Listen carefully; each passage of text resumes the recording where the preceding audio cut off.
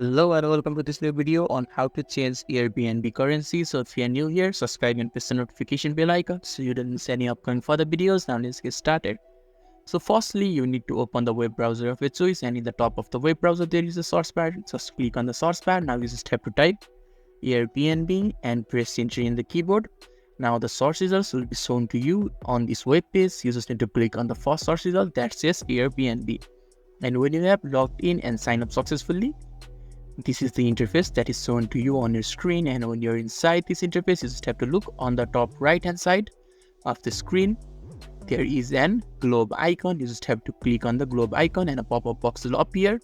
So there are two different sections, that is language and region and currency. So you just have to select currency. Now you just have to choose the currency you want to change to.